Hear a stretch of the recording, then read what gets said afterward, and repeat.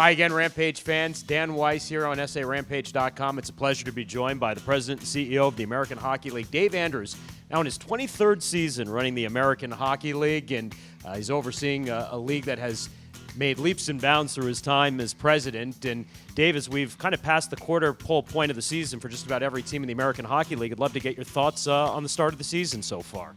Well, it's been really solid. As you know, we're coming off the best year in our history. Last year, in our 80th anniversary season, we set new records for revenue and ticket sales, and obviously had a huge shift in the landscape of our league last year, putting 5 teams in California and going back to Winnipeg, Manitoba, and several other moves. So last year was really a banner year for us, and we're holding our own. We're right there, even with that, at this point through the quarter part of the season. And I think the hockey's been really excellent. The fan support has been really good, and knock on wood, we're just going to continue to grow as this year goes on and achieve even better results.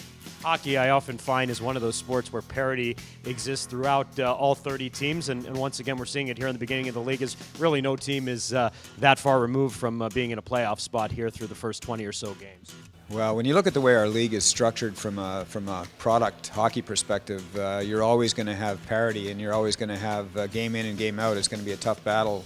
We've got all 30 NHL teams putting their top prospects in the league, so you're looking at every game. I mean, we're here looking at games here. If San Jose's in it's the Sharks' best 20 guys against your affiliates' best guys from Colorado, and as you go across the league, you've got 20 guys all trying to get to the next level. They play hard every night. They compete hard every night. If a team comes out and they're not ready, they're going to lose the hockey game. And it's great for our fans because the energy level of our players, the skill level of our players, when you think about just how good they are. We've got more than 200 first and second round draft picks in this league, and every one of them is one shift away from going to the NHL. So the motivation is there, the skill level is there, and we're lucky because we're able to give great value to our fans to come out and support and see that kind of hockey and that kind of entertainment. So we're really fortunate. And I never forget the fact that if it weren't for our players and the quality of our relationship with the National Hockey League, we wouldn't have what we have.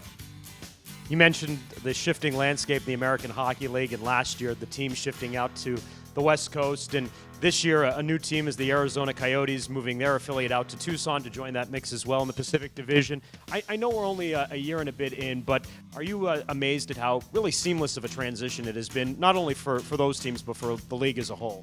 It has been pretty seamless. I mean, I think we're well prepared. It was a 3-year project to get there. It wasn't something that we did overnight. It took a lot of planning and a lot of consensus building with our teams and with the NHL to make it happen, but it's been terrific. I had the good fortune to be in Tucson for their opener at the start of the year, and it's a really, actually a very nice community, and it's a good arena. It's got everything you want as a fan, and they've got a good team there this year. They're off to a really good start. So I think those 6 teams that are kind of West Coast based have been very successful. It's helped us in terms of the whole landscape of the league, and we're seeing some more relocation as we head towards next year. The Montreal Canadiens are moving their team from St. John's, Newfoundland to Laval, Quebec, which is really on the outskirts of the city of Montreal with a brand new building. That's an exciting opportunity. And then the Ottawa Senators are moving their team from Binghamton up to Belleville, Ontario. Similar situation, close to Ottawa, a building they're putting $20 or $30 million in, and so we're looking at, this trend is continuing. And with expansion in the NHL, we've got another move we have to make before next year as well. I guess that would kind of lead into my next question. It's a trend that's continuing. Do you think we're kind of at the point, though, where we're just about finished, I guess, as far as teams trying to get their affiliates as close as possible to where they are right now?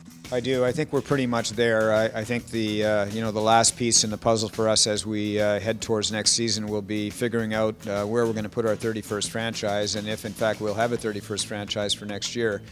We have, over the last decade or so, we've matched up 30-30 with the National Hockey League.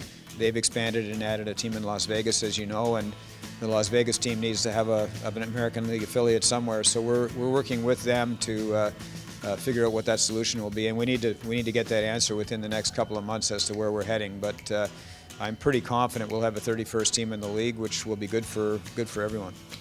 That's part 1 of my conversation with Dave Andrews, president and CEO of the American Hockey League. Stay tuned for part 2. For SARampage.com, I'm Dan Weiss.